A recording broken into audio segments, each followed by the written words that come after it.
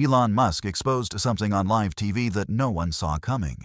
Millions in taxpayer money gone. And every trail led back to Letitia James. She thought no one would ask questions. But when Elon showed the truth, the entire room went silent. What happened next changed everything. Stick around, because this is the moment they never wanted you to see. Nobody has told you this yet, but Elon Musk discovered something buried in New York's spending files that could change the way America sees its tax system. It started quietly. No press, no cameras, just a stack of documents that ended up on Elon's desk through a friend of a friend inside the New York state government. At first, it looked like boring financial paperwork. Budgets, grant allocations, spreadsheets full of numbers. But Elon doesn't skim. He studies. And one small column caught his attention. It showed hundreds of millions of federal dollars, money meant to support basic services, being funneled into vague programs with titles like Equity Compliance Task Force and Restorative Outreach Units. No descriptions, no receipts, just cash flowing out with little to no explanation. He kept digging. The more he looked, the stranger it got. The same addresses kept popping up. Some programs listed 0 staff. Others had no contact info at all.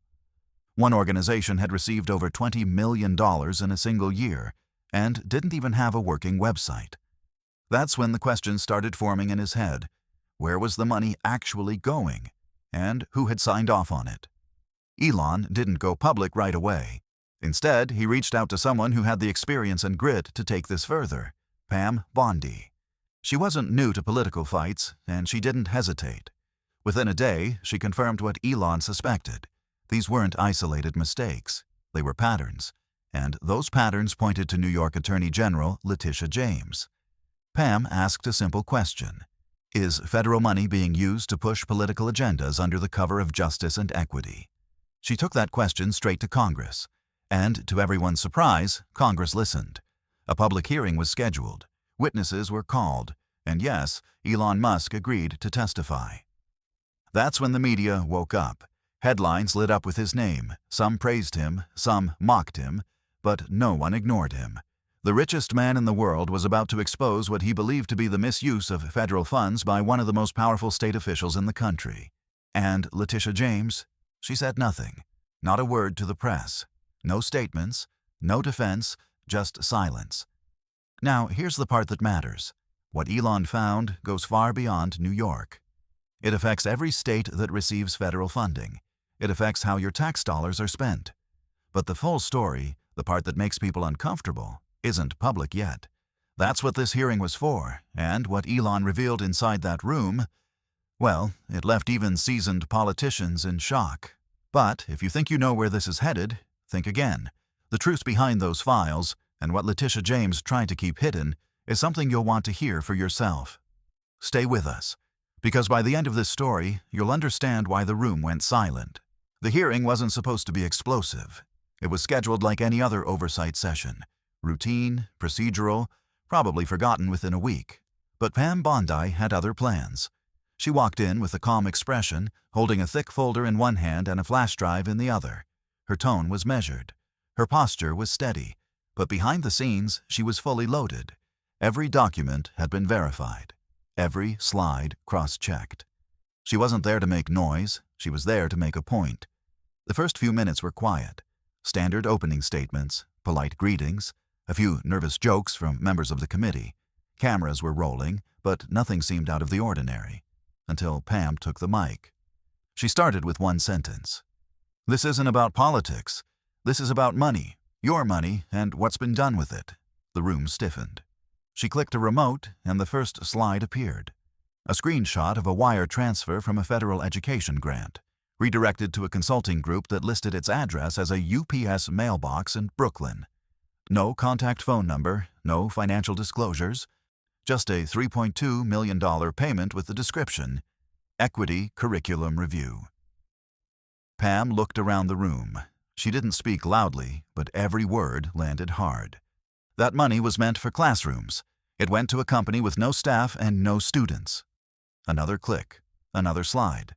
A mental health outreach grant redirected to an organization that hosted workshops on colonial healing through sound baths.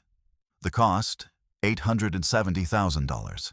The reach, 74 participants. More slides followed.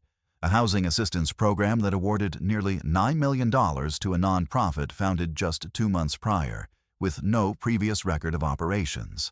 And then the name appeared on screen, Letitia James. Every document Pam showed had been authorized under James's office, signed, approved, and in some cases, fast-tracked. The room grew colder with every slide. Some tried to interrupt. A few representatives raised objections about the relevance. But Pam wasn't budging. She made it clear. This wasn't about ideology. It was about oversight. It was about whether one person, backed by political buzzwords, had turned federal funds into a personal agenda. Then she paused. For months, New York taxpayers had no idea where their money was going. Now we're finding out, and we're just getting started. Still, something was missing. The link. The proof that these programs weren't just inefficient or bloated, but intentionally misleading. And that's when she revealed the twist. Elon Musk will be here in 1 hour, and he's bringing data that none of us have seen. Now the room changed. This wasn't just a policy dispute anymore, it was a warning shot. Pam had laid the groundwork. Elon was about to bring the receipts. The countdown had begun. When Elon Musk walked into the chamber, the room changed instantly. Reporters leaned forward. Phones came out. Some members of Congress whispered to each other, already speculating what he might say. He didn't bring a team of lawyers, no handlers, no aides, just himself, a laptop, and a calm, focused look. He sat down, adjusted the mic, and nodded once. Then he spoke. "I'm not here to give opinions. I'm here to show numbers." That's when he opened his laptop and connected it to the screen behind him. The first graph appeared, color-coded, simple, and impossible to ignore. It showed a sharp spike in federal funds sent to New York over the past 3 years. Nothing unusual there. But then the second graph appeared, showing how that money was distributed. Instead of public services or infrastructure, the largest portion, over 31%, was redirected to something labeled social equity reform. Elon paused. No federal agency defines what that means. There's no oversight, no clear metrics, but it's where the money is going. He clicked again. This time, the map of New York lit up with data points. Each one represented a program or nonprofit that had received at least $1 million in funding. Dozens of them had the same mailing address. Others shared phone numbers or board members. It looked less like a public investment network and more like a shell game. One point in particular stood out. A group labeled Access for All had received $12.4 million. But when Elon's team checked their physical location, they found nothing but an empty office suite and a locked door. The questions came fast. Was this fraud? Was someone personally benefiting? Elon didn't accuse anyone directly, but he raised one eyebrow and said, "When multiple programs receiving millions share the same P.O. box, something's wrong." He continued, showing IRS reports, real estate filings, and contract duplicates, all public records. Nothing classified, nothing secret. Just data that no one had bothered to connect before. And then he dropped a number that shook the room. Over $206 million in taxpayer funds redirected to entities that either no longer exist or never fully operated. He let the silence do the work. A few members tried to push back, asking if this wasn't just a matter of sloppy paperwork or overcomplicated bureaucracy. Elon smiled slightly. Maybe, but what's more likely?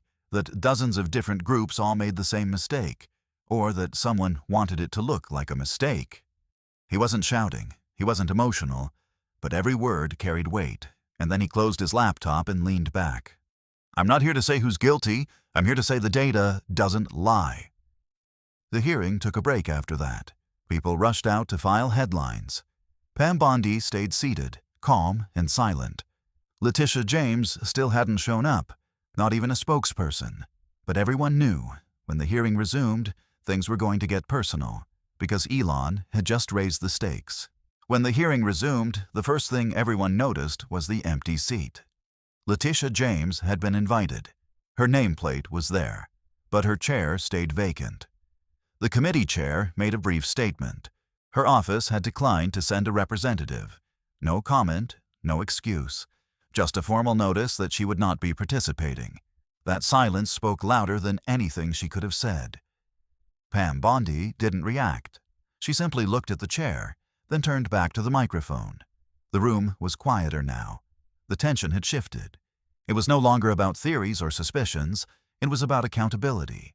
And one of the most powerful figures in state government had chosen not to show up.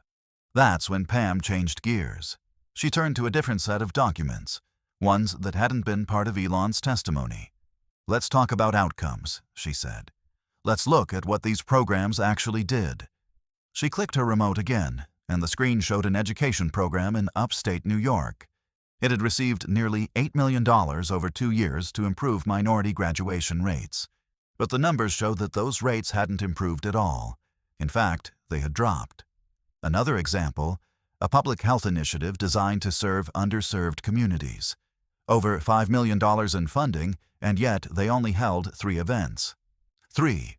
No permanent staff, no medical professionals on payroll, just volunteers, social media flyers, and vague community healing circles. Pam didn't shout. She didn't accuse. She just read the numbers, slowly, clearly. "This isn't about whether equity matters," she said.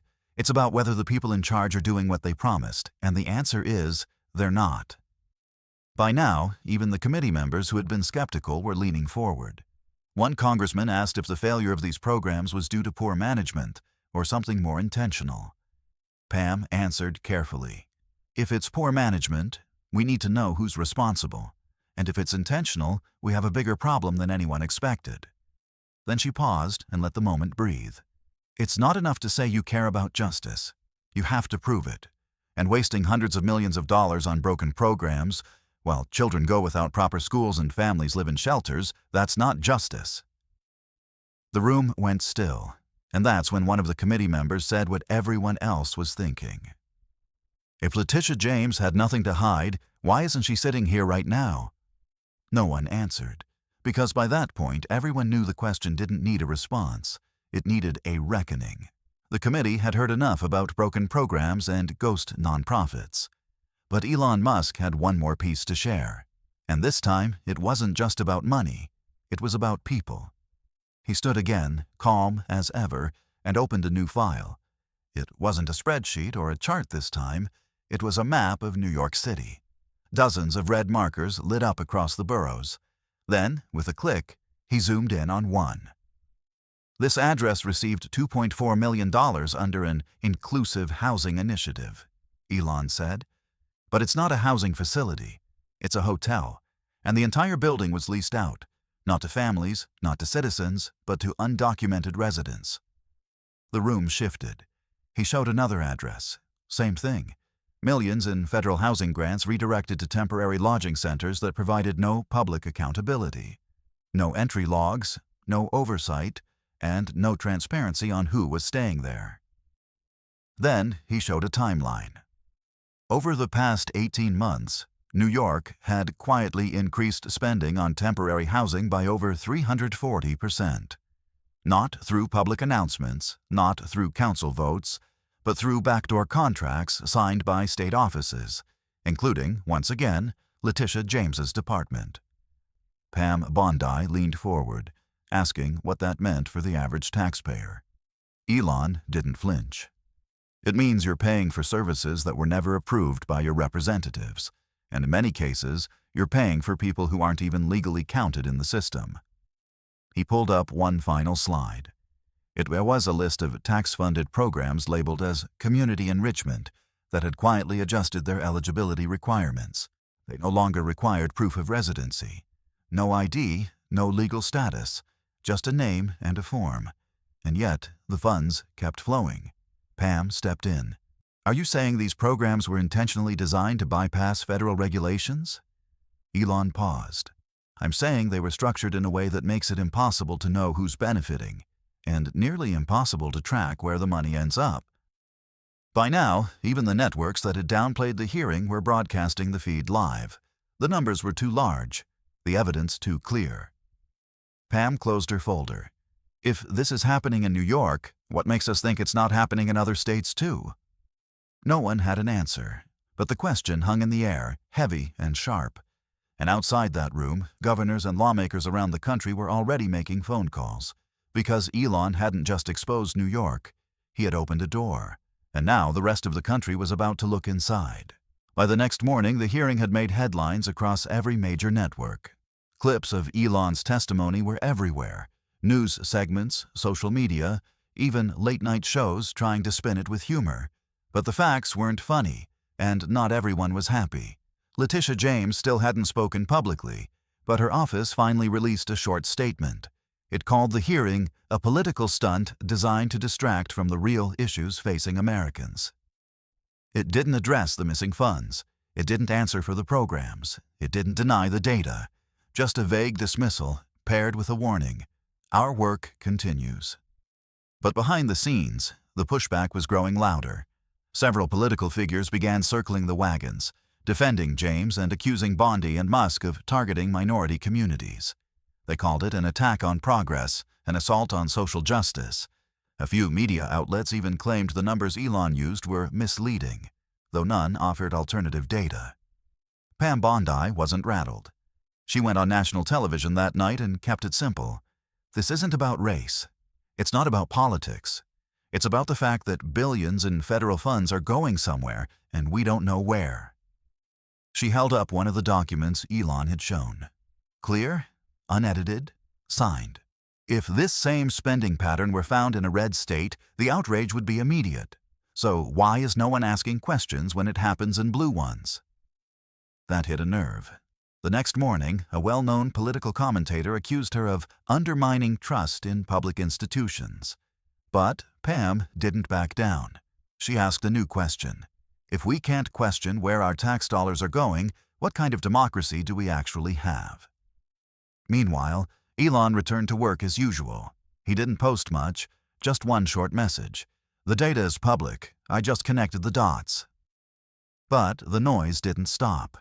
Editorials, op-eds, heated roundtables, some demanded further investigation. Others tried to shift the topic entirely. One major outlet published an article claiming that Elon's involvement was inappropriate for a tech CEO. Still, no one could point to a single factual error in his testimony, and that's what made it all so uncomfortable. Because the evidence was real. The money had moved.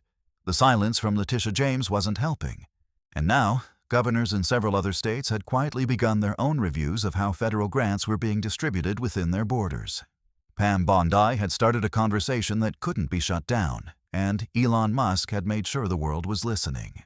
It didn't happen overnight, but within a few days of the hearing, the tone in the media started to shift. At first, most outlets had treated the story like a political drama. Elon Musk stirring the pot, Pam Bondi playing to the base. But now, something had changed. Too many people were asking questions. Too many documents had surfaced. The usual dismissals weren't sticking. One morning, a major outlet released a quiet correction in the corner of its homepage. It admitted that one of the nonprofits Bondi mentioned in the hearing had in fact dissolved months earlier, despite still receiving over $1 million in funds just last quarter. That same day, a local New York journalist published a bombshell report. They had visited 3 of the addresses listed in the DEI grant filings. 2 were shuttered. 1 didn't exist. Suddenly, it wasn't just a Bondi and Musk story anymore. It was a funding scandal. The headlines changed. Where did the money go? New questions surround Letitia James' office. Elon Musk may have a point after all. Reporters began pressing state officials for answers. Most received vague statements about audits and review processes, but none were willing to say, on the record, that the money had been spent correctly. Still, Letitia James remained quiet. No press conference, no interviews, just silence. Pam Bondi noticed. In one interview, she said plainly, "If the Attorney General of a state can't come forward and explain her office's actions, she shouldn't be in that office." It landed hard. Even lawmakers who had dismissed the hearing began to waver. A few suggested follow-up hearings. Others called for independent investigations, and some stayed completely silent, hoping the news cycle would move on. But it didn't, because Elon wasn't done. That week, he posted a new thread. this time with side-by-side comparisons of funding data from New York and Florida. Florida's allocations were clear, tracked, and reviewed every quarter. New York's were scattered. He captioned it with one line: "This isn't about states, it's about systems." It went viral. People began tagging their own governors, asking for transparency. State treasurers across the country started fielding questions they weren't used to answering. Taxpayers were waking up. And the press? They had no choice but to follow the story where it was going, straight to the offices that had been hiding the truth. A week after the hearing, the pressure reached a boiling point. Congress had stayed mostly silent, but the public hadn't. Town halls were packed. Local radio stations were buzzing. Governors in 5 different states were now calling for independent audits of their federal spending programs. Then, without warning, Letitia James broke her silence. She walked into a press conference flanked by 2 advisors. No smiles, no jokes, no distractions. Just a stack of papers in her hand and a tight expression on her face. The room went quiet. "I've done my job to the best of my ability," she began, "and I will not be intimidated by billionaires or political attacks." But what followed wasn't a defense. It was a deflection. She didn't address the empty buildings. She didn't explain the ghost nonprofits. She didn't even mention the wire transfers or the missing documentation. Instead, she called the hearing a dangerous precedent and claimed it was designed to discourage equity-focused initiatives across the country. When a reporter asked her directly if she could account for the $206 million Elon had flagged, she paused. Then she said, "We are reviewing all claims internally." That was it. Pam Bondi responded within hours. "This isn't about discouraging equity," she said on national television. "It's about discouraging corruption. If Ms. James wants to defend her record, she's welcome to appear before Congress under oath." That clip went viral. By now, public opinion had shifted sharply. Polls showed that even among moderate voters, trust in how federal funds were being used had dropped by double digits in just 1 week. Social media feeds were filled with clips from the hearing, side by side with photos of the abandoned offices Musk had shown. Then, something unexpected happened. A group of bipartisan lawmakers introduced a new proposal, the Federal Funds Transparency Act. It would require states to publicly disclose all recipients of federal grants and provide quarterly reports for every program funded with taxpayer money. The timing was no coincidence. Elon Musk didn't comment on the bill, but he posted a single emoji, a flashlight. The message was clear. Letitia James had tried to weather the storm, but the tide had turned. It was no longer about her. It was about every official who thought no one was paying attention, because now the whole country was watching. What happened next didn't make as many headlines, but it mattered more. Inside state capitals across the country, quiet meetings started happening behind closed doors. Budget directors were called in. Agency heads were questioned. Suddenly, the usual rubber stamp approach to federal grants was no longer safe. In New York, several mid-level staffers from Letitia James's office were quietly reassigned. One stepped down entirely. No reason given, no farewell memo, just gone. Meanwhile, Pam Bondi returned to Florida, but the calls didn't stop. Lawmakers wanted her input. Governors asked for her review. She wasn't just a witness anymore. She had become a watchdog, and she leaned into the role. "We can't change the past," she said in one interview, "but we can make sure every dollar moving forward goes where it's supposed to." Her message resonated. The Federal Funds Transparency Act picked up momentum. By the end of the month, over 60 House members had signed on, Republicans and Democrats. No one wanted to be seen as standing in the way of oversight. And as for Elon Musk, he never sat for another hearing. He didn't need to. His role was never to stay in the spotlight. It was to shine a light where others wouldn't. And now that the light was on, it wasn't going away. In fact, several investigative reporters followed up on the original documents Elon had shown. They traced funds from New York to out-of-state accounts. Some ended up tied to political action committees. Others vanished completely. The findings were published piece by piece, creating wave after wave of public pressure. Letitia James still hadn't returned to Congress. She didn't answer questions. Her office insisted they were committed to equity and accountability, but the numbers didn't back it up, and the public knew it. Voters were now demanding itemized spending reports. News anchors were asking sharper questions. Even federal agencies started reviewing their own grant guidelines. This wasn't just a moment anymore. It was a movement. What began with one whistleblower, one billionaire, and one determined attorney had shaken the system. Not through outrage, not through scandal, but through proof, hard numbers, real evidence. And it left the political world with a question it wasn't used to answering. What happens when someone finally connects the dots on live TV? The question hung in the air from the very start. What exactly had Letitia James tried to hide? It wasn't just one payment. It wasn't just one nonprofit. It was the entire structure built around good intentions and no accountability. When Elon Musk testified, he didn't accuse her directly, but the data told a different story. And by the end of the hearing, the full picture had become impossible to ignore. Letitia's office had quietly redefined how federal money could be used. Programs meant for housing were rerouted to hotels with no oversight. Educational grants were sent to consulting groups with no teachers.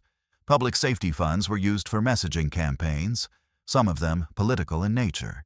And all of it was buried under titles like equity, restorative initiatives, and justice-centered investments. They sounded noble, but there was no proof they worked. What Letitia James had tried to hide was simple: failure wrapped in the language of progress. It wasn't that the money was stolen. It was worse. It was spent, completely, on things that couldn't be tracked, couldn't be measured, and couldn't be defended when someone finally asked where the results were. Pam Bondi had pulled the curtain back. Elon Musk had turned on the light, and the American people saw what had been hidden behind the noise. By the end of that month, 10 states announced reviews of their own DEI spending. 3 governors ordered independent audits, and Congress passed the initial version of the transparency bill by a wide margin. Letitia James kept her job, for now, but her political future? That was unclear.